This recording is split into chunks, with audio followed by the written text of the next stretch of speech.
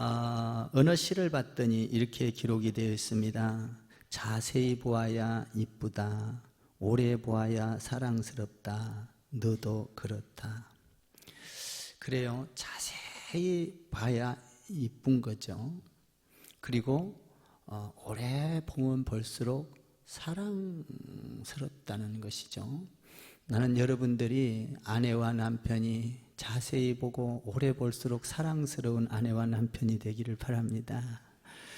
우리가 예수님도 자세히 보고 오래 보면 예수님의 그 깊은 뜻을 알게 되어 있습니다.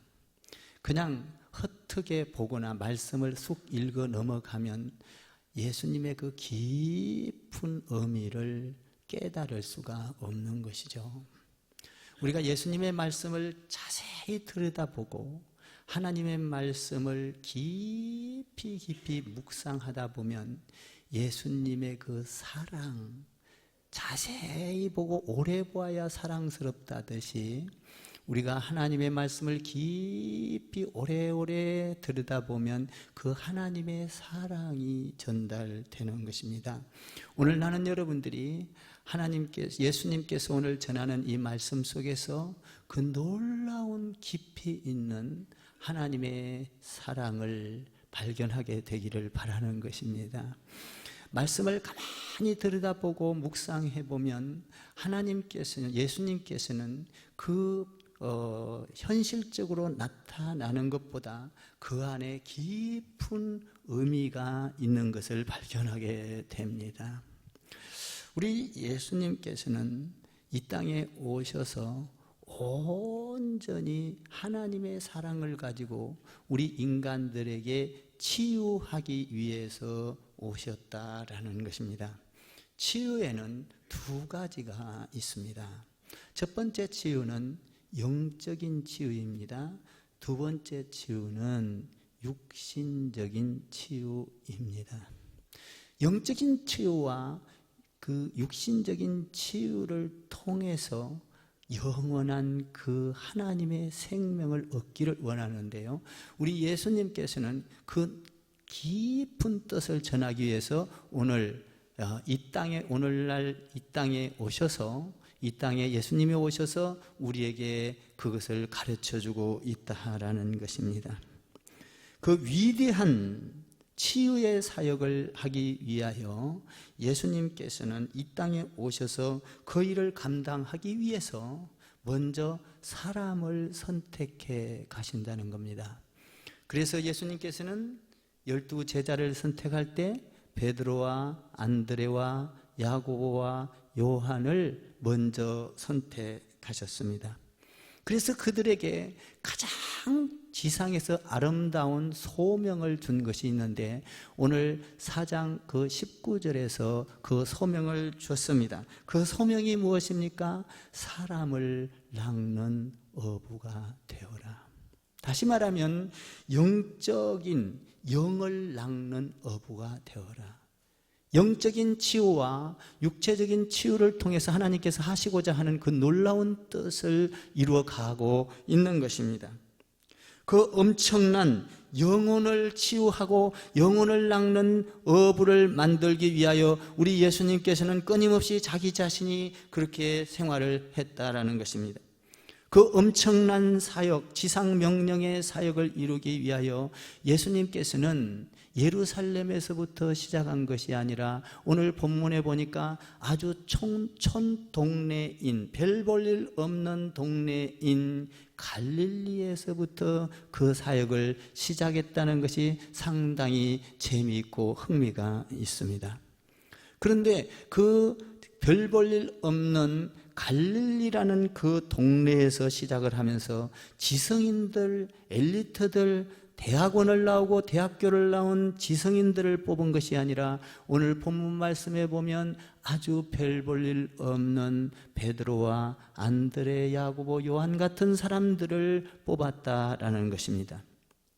다시 말하면 어부와 같은 사람들, 정말 평범한 사람들을 예수님께서 사람을 낚는 어부, 또 인간의 영혼을 치유하고 마음을 치유하는 그 엄청난 사역을 이루기 위하여 우리 예수님께서는 평범한 사람들을 선택하여 그 일을 진행하고 계셨다라는 것입니다. 그래서 그것을 예수님께서 이 땅에 오신 목적과 그 뜻을 이루기 위하여 오늘 23절에서 세 가지로 정확하게 이야기를 하고 있는 모습을 보게 됩니다. 한번 23절을 여러분들이 다시 한번 읽어보실까요? 23절 읽겠습니다. 시작. 예수께서 온 갈릴리에 두루 다니시사 그들의 해당에서 가르치시며 복음을 전파하시며 백성 중에 모든 병과 모든 약한 것을 고치시니. 여기서 세 가지로 명료하게 이야기를 하고 있습니다. 예수님께서는 가르치기 위해서 왔다, 그리고 천국 복음을 전파하기 위해서 왔다, 그리고 병을 고치는 사역을 하기 위해서 왔다라고 말합니다. 가르치는 사역을 오늘날로 말하라면 뭡니까? 교육 사업입니다. 교육을 하기 위해서 오셨다는 것입니다. 그리고 오늘 여기 보니까 복음을 전파했다. 전파라는 건 뭐죠? 선교와 전도와 설교를 의미합니다. 그리고 모든 병, 약한 것을 고치셨다 이렇게 됐는데 그것은 치유 사역을 말을 하고 있는 것입니다. 예수님께서는 이렇게 본다면 가르치는 사역을 했기 때문에 예수님께서는 진정한 교사였고, 예수님께서는 선교사 역할을 했기 때문에 전파하는 역할을 했기 때문에 선교사였고, 그리고 병을 고치는 사역을 했기 때문에 의사였던 것을 보게 됩니다. 예수님께서는 교육사업과 그리고 복음을 선포하는 선교사 사역과 그리고 예수님께서는 의사의 역할을 통톡히 감당하면서 그 엄청난 영적 치유와 육적 치유, 더 나아가서 영혼의 치유를 위해서 이와 같은 사역을 하셨다라는 사실입니다. 그렇다면 오늘 이 가르치는 사역은 어떻게 이루어졌을까? 먼저 한번 하나하나 살펴보기를 바랍니다. 가르치는 사역을 하는데 23절에서 보니까 회당에서 두루 다니면서 회당에서 가르치셨다라고 되어 있습니다. 갈릴리의 여러 곳을 두루 다니면서 회당에서 가르치셨다. 이 회당이라는 것은 굉장히 중요한 것입니다. 여러분, 회당은 성전과는 조금 다른 곳입니다.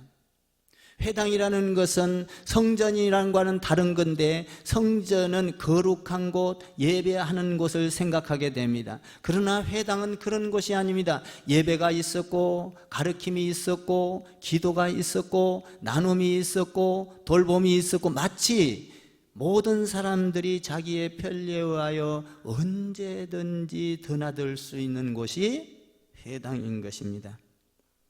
그래서 그들은 유대인들이 살고 있는, 사람들이 살고 있는 곳에 회당이 있었는데 그 회당은 언제든지 낮이든 밤이든 가고 싶으면 갈 수 있었던 곳이 회당이었습니다. 온 주민들이 언제든지 쉽게 나가서 교제하고 쉽게 나가서 삶을 나누고 어려움을 이야기할 수 있는 곳, 토론할 수 있는 곳, 그리고 쉼을 쉴 수 있는 곳, 이런 곳이 회당이었습니다. 근데 예수님께서는 그 회당에 나가서 말씀을 가르쳤다라고 오늘 성경에 기록이 되어 있습니다. 회당은 기도도 할 수 있고 예배도 드릴 수 있고 강연도 할 수 있고 그때 당시에 재판도 할 수 있었고 그 당시에 공부를 잘 가르칠 수 있는 학교와 같은 역할, 언제든지 내가 가고 싶으면 갈 수 있는 곳. 사랑하는 성도 여러분, 여러분들이 우리 교회에 언제든지 올 수 있으면 올 수 있고 여러분들이 쉬고 싶으면 올 수 있는 곳이 교회가, 우리 크리스찬 교회가 되기를 부탁을 드립니다. 우리 교회는 마치 회당과 같은 교회가 되어야 합니다. 지역 주민들이 언제든지 이곳에 접근할 수 있고, 그래서 저희 교회는, 저는 신학교를 다니면서부터도 이 회당과 같은 교회를 꿈꾸어왔고 또 그렇게 목회의 방향성을 잡고 가고 있는 것입니다. 그래서 카페도 만들고 식당을 만들 때 여러분들이 목장 공부도 하고 거기에서 제자 훈련도 하고 언제든지 와서 할 수 있는 곳, 그래서 지역 주민들도 와서 차 한잔을 하면서 서로 이해하고 교제하고 나눌 수 있는 곳, 앞으로 우리 교회가 더 이 회당과 같은 교회 더 업그레이드 돼야 될 줄 믿습니다. 저는 거기에 대해서 지금도 많은 꿈을 꾸고 있습니다. 그래서 우리 교회는 언제든지 사람들이 와서 나누고 커피도 마실 수 있고 자기의 푸념도 할 수 있고 모든 문제를 교제할 수 있고, 그리고 젊은이들이 와서 아름답게 만들어서 커피도 한잔하면서 연애도 할 수 있는 공간, 이런 공간을 꿈꾸고 있는 것이죠. 이상하게 생각하지 마십시오. 교회는 여러분 거룩한 곳이어야 되지만 사람들이 쉽게 접근하고 자기의 문제를 토론하고 나눌 수 있는 곳이어야 하는 것입니다. 그것이 오늘 성경에서 말하고 있는 회당이었습니다. 예수님께서는 그 회당으로 나가서 하나님의 말씀을 증거하기 시작했습니다. 그곳에서는 기도가 이루어졌습니다. 그곳에서는 율법이 강연되었습니다. 예언서가 강연되었습니다. 그리고 하나님의 말씀을 낭독도 했을 것입니다. 전문가들을 불러놓고 강연도 했을 것입니다. 그 강연을 하고 자기의 삶을 나누고 즐기고 문제를 해결받을 수 있었던 그런 곳이 회당이었습니다. 공개적으로 토론을 할 수 있는 곳, 자기의 모든 힘을 얻을 수 있는 곳, 교회와 회당과 자기 집과의 어떤 거리감이 없는 느낌을 가지는, 언제든지 오고 싶으면 올 수 있는 그런 곳이 회당이었습니다. 다시 말하면 신앙과 삶이 분리되지 않는 것이죠. 신앙과 생활이 구분되지 않습니다. 신앙이 곧 삶이요, 삶이 곧 신앙인 삶, 그런 곳이 회당인 것입니다. 여러분들이 신앙생활할 때 삶과 신앙이 구분되지 않게 되기를 주님의 이름으로 축원합니다. 삶이 신앙이고 신앙이 삶이 되기를 주님의 이름으로 부탁을 드립니다. 우리의 삶은 어디에서 갈등이 있나요? 삶과 신앙에서 구분되는 데 갈등이 있습니다. 우리는 예수 믿으면서 교회에 와서는 거룩하게 생활을 합니다. 그러나 삶 속에서는 그렇지 않습니다. 그런 걸 보면서 자기 자신이 갈등을 할 때가 있습니다. 삶과 신앙과 신앙인과 삶이 구분되지 않는 삶, 그 사람은 어느 곳을 가든지 사랑받게 될 것입니다. 존경받게 될 것입니다. 저도 마찬가지입니다. 목회를 하면서 우리 집에 전 자주 드나듭니다. 그런데 제 목회는 목회 현장과 나의 가정생활에 별반 차이가 없습니다. 또 안 된다면 하려고 애를 쓰고 노력했기 때문에 우리 집사람이 살아있을 때 저를 존경했던 까닭인 것입니다. 사랑하는 성도 여러분, 우리는 신앙과 삶이 구분되지 않는 삶을 살아갈 때 예수님처럼 살아가는 사람이 신앙이 될 줄 믿습니다. 우리는 이곳에 와서 언제든지 드나들어서 여러분들의 삶을 나누고 말씀을 들으면서 행복을 누릴 수 있는 곳, 그런 공간이 예배당이요, 더 나아가 회당과 같은 예배당이 되어야 한다는 것이죠. 우리 교회는 이미 제가 목회를 신학을 하면서 그런 마음을 가지고 설계를 했기 때문에 우리 교회의 성도들의 동선과 움직임이, 그리고 우리 크리스찬 교회 공간 곳곳에 회당과 같은 그런 느낌을 갖게끔 제 목회 철학으로 성전을 건축을 했던 것입니다. 마찬가지로 앞으로 우리 교회가 더 많은 교회가 앞으로 성도들이 많이 몰려들어서 회당과 같은 교회, 언제든지 지역사회의 문제를 해결할 수 있는 곳, 이곳에 와서 쉼을 얻을 수 있는 곳, 이곳에 와서 자유함을 얻을 수 있는 곳, 이곳에서 멋진 럭셔리하게 커피도 한잔할 수 있는 그런 공간으로, 그리고 그러면서도 예배를 드리고 그들이 찾아왔을 때 복음을 전가하는 이런 놀라운 교회로 업그레이드 돼 가기를 바라고 또 그렇게 해야 될 줄 믿습니다. 회당과 같은 교회에서, 회당에서 예수님께서는 교육, 했다라는 것이죠. 가르치는 사역을 했다. 배우는 것은 중요합니다. 여러분, 배우지 아니하면 알 수가 없고 배우지 아니하면 인간이라 할지라도 동물과 같은 것입니다. 우리가 하나님의 말씀을 배우고 교육을 하고 하나님의 말씀을 배워갈 때 우리는 하나님의 형상을 닮아가게 되는 것입니다. 배움이 없다면 우리는 영원히 동물과 같이 살아가고 말 것입니다. 하나님의 형상을 잃어버릴 것입니다. 동물처럼 살아갈 것입니다. 그러나 예수님께서는 동물처럼 살아가는 우리를 향하여, 영원한 형벌을 받아야 마땅한 우리를 향하여 먼저 예수님께서는 하나님의 형상을 닮아가도록 먼저 가르치셨다는 사실입니다. 어디서 가르치셨느냐? 회당에서 가르치셨다라는 것입니다. 우리는 여러분 교회와 이 여러분의 가정과는 거리가, 이 실제적인 거리가 아니라 여러분들이 가까이 느낄 수 있는 마음의 거리가 없어야 될 줄 믿습니다. 그래서 이곳에 오면 하나님을 만나고 예수님의 생명을 만나고, 그래서 그분에게 내 영혼이 치유되고 육체가 치유되고 그 가운데 기쁨을 느끼고 감사를 느끼고 평화를 느끼고 그 하나님의 풍요로움을 느낄 수 있는 공간, 그 공간이 회당과 같은 교회다, 이 말인 것이죠. 나는 앞으로 우리 교회가 이 회당과 같은 교회의 청사진을 많이 그려내서 지금 제가 마음속에 품고 있는 그 이상의 교회를 그려내기를 바라는 것이죠. 예수님께서는 회당에서 가르치셨다. 무엇을 가르치셨을까라는 겁니다. 아마 천국의 비밀을 가르쳐 주셨을 것입니다. 메시아가 오심을 가르쳐 주셨을 것입니다. 진리를 가르쳐 주셨을 것입니다. 구약을 가르쳤고 신약을 가르쳤을 것입니다. 율법서를 가르쳤을 것입니다. 선지서를 가르쳤을 것입니다. 시가서를 가르쳤을 것입니다. 역사서를 가르쳤을 것입니다. 그리고 사복음서에 대해서 하나하나 가르치고 있었을 것입니다. 그 가르침은 놀라웠습니다. 대제사장들과 서기관들과 같은 말씀이 아니었습니다. 그 말씀을 들은 많은 사람들은 예수님의 가르침에 충격을 받았던 것이죠. 그래서 마태복음 7장에서 많은 사람들이 와서 예수님의 그 말씀을 듣다가 많은 사람들이 충격을 받고 뭐라고 기록되어 있느냐, 7장 28절에 보니까 놀랐다고 기록이 되어 있습니다. 예수님께서는 어떤 일을 하든지 틈만 나면 가르치는 사역을 끊지 않았다는 사실입니다. 예수님은 틈만 나면 가르치는 사역을 했습니다. 가르치고 나서는 기적을 베풀었습니다. 여러분, 가르침이 없는 데는 기적이 일어날 수가 없는 것입니다.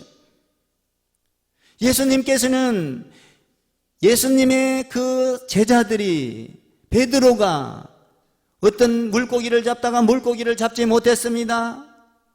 그런데 깊은 데로 가서 그물을 던지라고 했습니다. 그 앞전에 무엇이 있었느냐? 예수님께서 그 앞전에도 가르쳤다는 사실인 것입니다.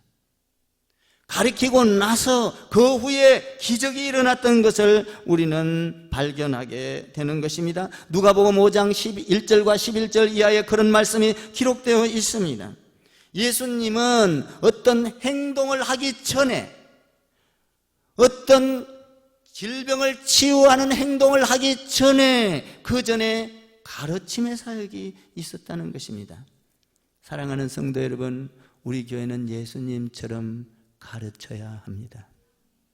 예수님처럼 가르칠 때 기적이 일어나는 것이고, 예수님처럼 가르칠 때 우리가 변하여 예수 그리스도의 형상을, 하나님의 형상을 닮아갈 수가 있는 것입니다.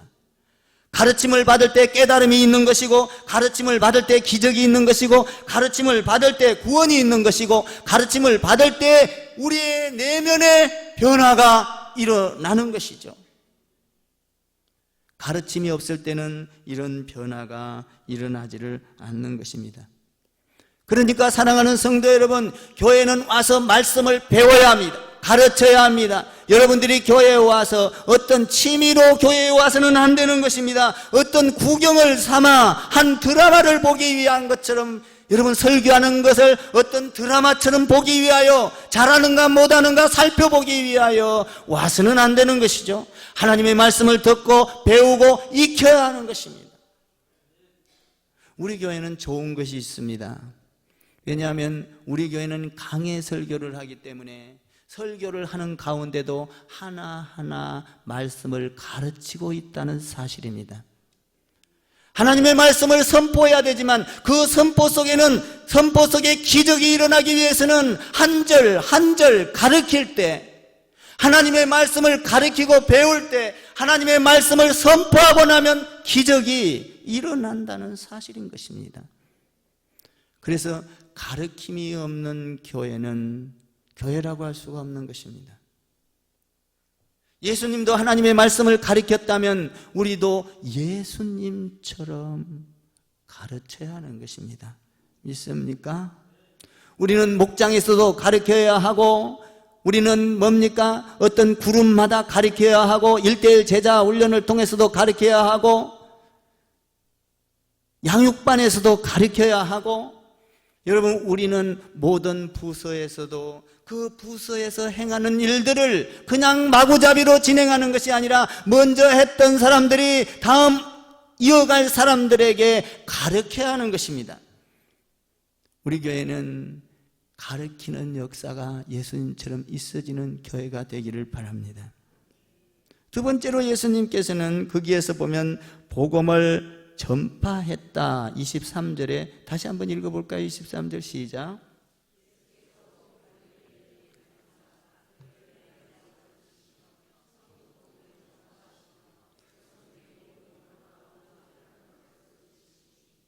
여기 보면 가르치시고 선포했다, 말씀을 선포했다는 말이 있습니다. 한 구절 한 구절 가르치고 그리고 나서 그 말씀을 뭐 했다? 선포했다. 그러니까 하나님의 말씀을 해석하고 설명하고 알아듣게 하고 나서 뭐를 했다? 선포를 했다라는 것입니다. 여러분, 가르치는 것과 선포는 조금 차이가 있습니다. 한 절 한 절 가르치고 나서 그 말씀을 갖고 우리 예수님께서는 선포했다라는 것입니다. 선포가 뭡니까? 우리가 하나님의 말씀을 예수님께서 가르치고 나서 너의 마음이 이 말씀에 의하여 찔림이 있느냐? 그렇다면 회개하라! 예수를 믿어라! 그리하면 천국을 갈 수 있다. 선포가 뭡니까? 회개하십시오. 예수 믿으십시오. 천국을 경험하십시오. 왜? 말씀을 들으니까 거기에다가 강력하게 예수님께서 선포했다는 것입니다. 하나님의 말씀은 여러분 천국에 관한 소식이었을 것입니다. 예수를 믿으십시오. 회개하십시오. 사랑하는 성도 여러분, 여러분들이 교회에 와서 하나님의 말씀을 듣고 회개하는 역사가 일어나기를 바랍니다. 이를 갈지 않기를 바랍니다. 하나님의 말씀을 듣고 나면 그 말씀에 찔림이 있어서 하나님의 말씀으로 받아들이면 회개가 나오는 것이죠. 그런데 하나님의 말씀을 가르침이 없이 하나님의 말씀을 제대로 받아들이지 않는다면, 하나님의 말씀을 말씀으로 받아들이지 않는다면 그 마음 속에 이를갈미 일어납니다. 그리고 시험이 드는 것이죠. 왜 목사님께서 내 이야기를 하지? 왜 목사님께서 나 얘기를 하면서 어떻게 저렇게 말을 할 수 있어? 어떻게 경험을 말할 수 있어? 어떻게 지식을 말할 수 있어? 여러분, 교회는 그런 것이 아닙니다. 하나님의 말씀을 저는 한 절 한 절 강해를 하고 여러분 가운데 찔림이 있으면 회개하면 되는 것입니다. 오늘 하나님의 말씀을 듣고 찔림을 받지 아니하고 하나님의 말씀을 생각으로 바꿔서 시험 들면 하나님의 말씀을 듣고 대단한 실수를 하고 있는 것입니다. 나는 여러분들이 하나님의 말씀을 듣고 실수하는 여러분 되지 않기를 주님의 이름으로 축복을 드립니다. 하나님의 말씀을 들으면 회개하고 회개하다 보면 놀라운 기적이 일어나고 구원을 맛보고 영원한 그 나라를 경험하게 되는 것이죠. 설교는 하나님의 음성과 함께 하나님의 가르침과 함께 전파의 소식을 듣고 여러분들이 회개하고 하나님의 사람으로 천국의 사람으로 거듭나는 것입니다. 이것이 뒤섞여 있는 것이 선포인 것입니다. 설교는 개인의 생각이 아닙니다.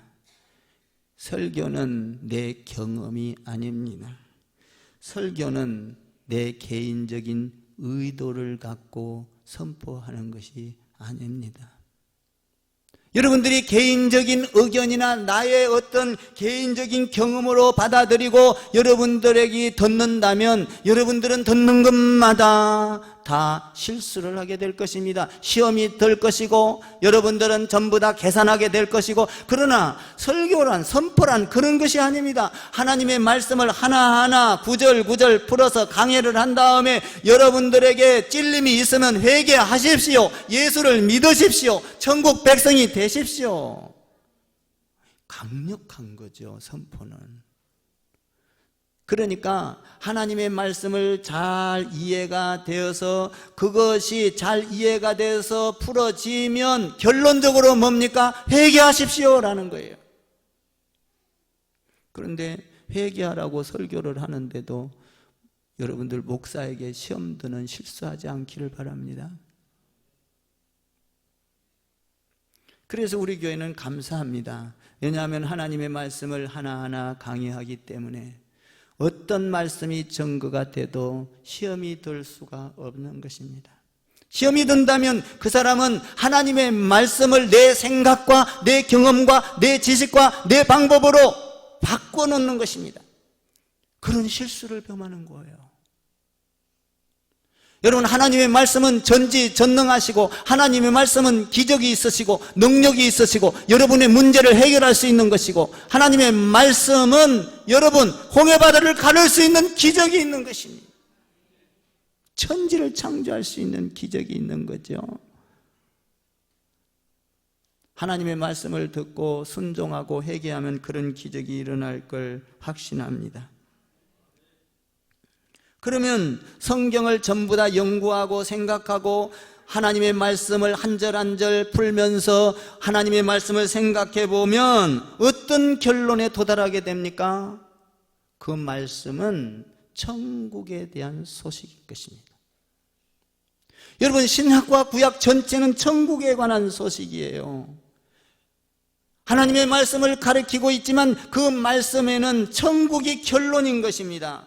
구약은 오실 예수를 말하고 있습니다. 신약은 오신 예수를 말하고 있습니다. 계시록은 뭘 말하고 있지요? 다시 오실 예수를 말하고 있는 거 아닙니까? 그러니까 하나님의 말씀은 온통 예수인 것이죠. 그러니까 하나님의 말씀을 가르치고 하나님의 말씀을 선포하면 어떤 사건이 일어납니까? 영적인 치유가 먼저 일어난다는 사실입니다. 영혼의 치유를 받습니다. 여러분, 영혼의 치유를 받아야 내 가운데 바다와보다도 더 넓은 하나님의 은혜가 넘치기 시작을 하는 것이죠. 문제가 되지를 않습니다. 이 하나님의 은혜, 하나님의 영적 치유를 받으면 우리는 천국을 보게 되어 있습니다.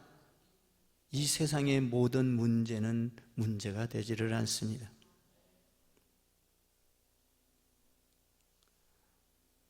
그러니까 교회의 결론은 무엇입니까?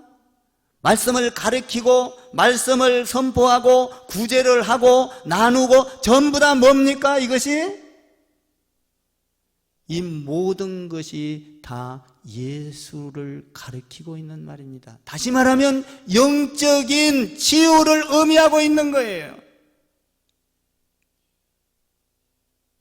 우리 예수님께서는 오늘 천국 복음을 가르치고 선포하는 일에 먼저 우선순위를 두었던 것이죠. 여러분, 믿음 자체가 구원이 아닙니다. 믿음은 구원을 얻기 위한 하나의 통로인 것입니다. 그렇다면 믿음은 뭡니까? 오직 예수인 것입니다. 구원은 뭡니까? 오직 예수인 것입니다. 그러니까 믿음은 예수께 가는 하나의 통로예요. 그러니까 우리의 구원은 뭐예요? 예수입니다. 믿음이 아니에요. 예수, 그 예수가 내 안에 들어올 때 나는 구원을 얻는 것이죠. 그 구원을 얻기 위하여 예수님께서는 영적 치유를 받기 위하여 예수님께서는 말씀을 가르치시고 하나님의 말씀을 선포해서 회개하십시오. 예수 믿으십시오. 이거 아니에요? 그러니까 오늘 23절에서 그 놀랍게 이렇게 마태가 기록을 하고 있는 모습을 보게 됩니다. 여러분, 예수 믿는 것이 얼마나 중요한지 모릅니다. 기적보다도 더 중요한 게 예수 믿는 거예요. 기적을 아무리 체험했다 할지라도 여러분, 병을 낫는 것보다 더 중요한 것은 예수 믿는 거예요. 병 낫고 나면 또 병이 안 듭니까? 또 들어요. 병 한 번 났으면 영원토록 안 됩니까? 아니에요. 일시적인 겁니다. 그러나 예수를 믿는 것은 일시적인 것이 아니라 영원한 것인 걸 믿으시기 바랍니다. 그러니까 예수 믿는 것이 병 낫는 것보다 더 큰 기적이에요. 여러분, 어떤 사람이 병이 나기 전에 건강하게 살았습니다. 그런데 그 사람 보고 전도를 했어요. 예수 믿으세요. 예, 다음에 갈게요. 돈 좀 더 벌면 갈게요. 좀 더 지금 건강하니까 조금 나이 들면 갈게요. 이런 사람들이 있습니다. 그런데 어느 날 갑자기 잠을 자다가 그 자리에서 하나님께서 불러서 가는 경우가 있습니다. 심장병으로 가는 경우가 있습니다. 뇌졸중으로 가는 경우가 있습니다. 없다고 보장 못해요. 누구든지 그렇게 당할 수가 있는 것이죠. 갑자기 잠자다가 우리는 이 세상을 떠날 때가 있는 것입니다. 그러면 거기에서 가장 중요한 것이 무엇입니까? 예수를 믿었냐 안 믿었냐는 것입니다. 내가 천국복음 예수 그리스도를 받아들였느냐 안 받아들였느냐. 예수님께서 그렇게 말씀을 전가하면서 다닐 때 어디에 관심이 있으십니까? 예수님은 천국에 대한, 그러니까 영혼이 치유되는 데 관심이 있는 겁니다. 보세요. 우리 예수님께서 그렇게 말씀을 전하자 영혼에 대한 관심, 영혼 치유에 대해서 이야기를 계속 말씀을 가르치고 선포했어요. 회개하십시오. 선포했어요. 그런데 많은 사람들은 그것을 이해 못하고 예수님에게 병을 고치려고 따라왔던 거예요. 예수님의 그 속마음을 몰랐던 거예요. 깊은 영적인 치유, 영원한 하늘나라의 회복, 이것을 몰랐던 거예요. 그래서 사람들은 전부 다 육체적인 관심을 가지고 예수님께 육신의 건강을 위하여, 육신의 질병을 치료받기 위하여 달려왔던 것이죠.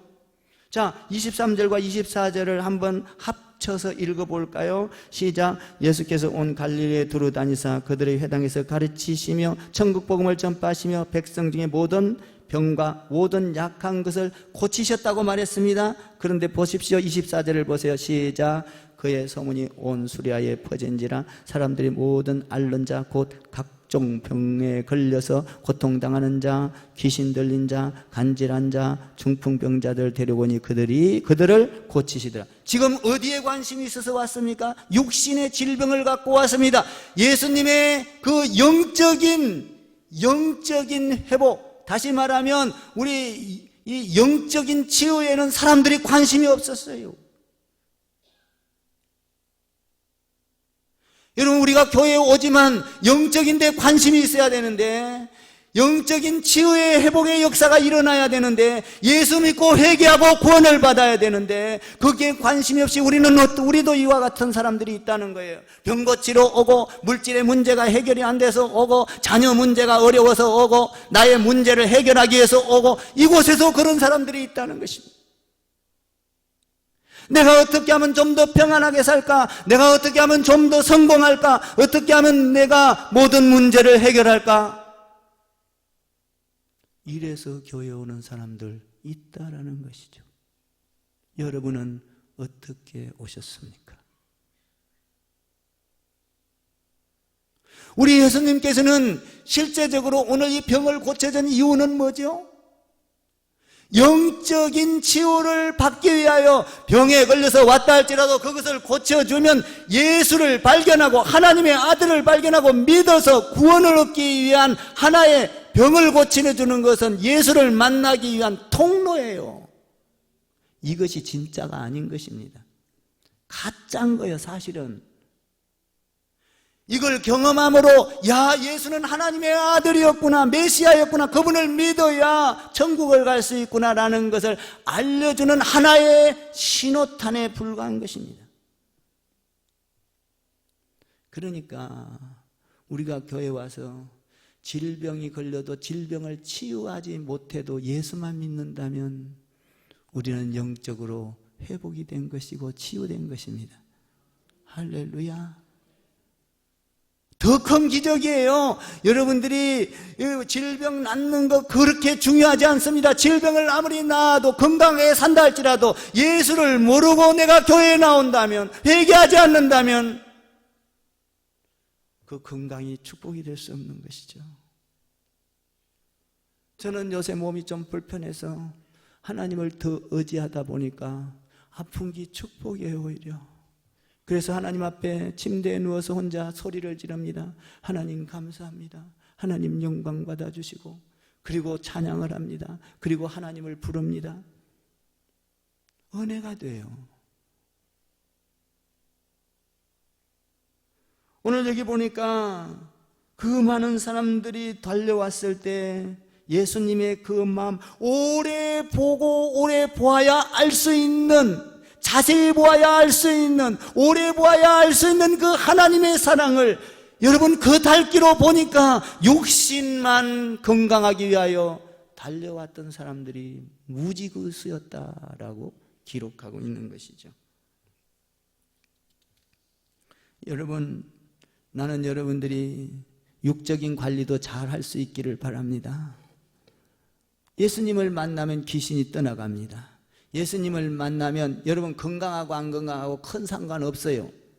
예수님을 만나면 건강해도 평안이 오고 질병 아파도 평안이 오고, 아멘. 하나님의 나라가 임하는 거예요. 영혼의 질병, 육신의 질병, 나는 예수 믿고 여러분들이 다 치유받기를 주님의 이름으로 축원을 드립니다. 육신의 질병보다도 영혼의 질병을 치유해야 하는 것이죠. 그것이 메인이에요. 포인트예요. 그것이 주님이 원하는 의미입니다. 그러니까 우리도 어찌 보면 이 24절처럼 달려온 사람들이 아닌가 싶어요. 사랑하는 성도 여러분, 우리 예수 믿으면 사망 권세가 떠나갑니다. 예수 믿으면 마귀가 사라져요. 어둠이 사라져요. 불평이 사라집니다. 그래서 예수님께서는 지금 육적인 치유를 해주고 있는 거예요. 육적인 치유. 왜? 너희가 영혼 치유를 받기 모르니까. 그 하나님은 영도 치유하시는 하나님, 육도 치유하시는 하나님입니다. 아멘. 저를 따라 해보세요. 예수님은 치유의 하나님이십니다. 치유의 하나님이세요. 여러분들 먼저 영적인 치유가 일어나기를 바라는 것입니다. 자, 25절 읽을게요. 25절 시작.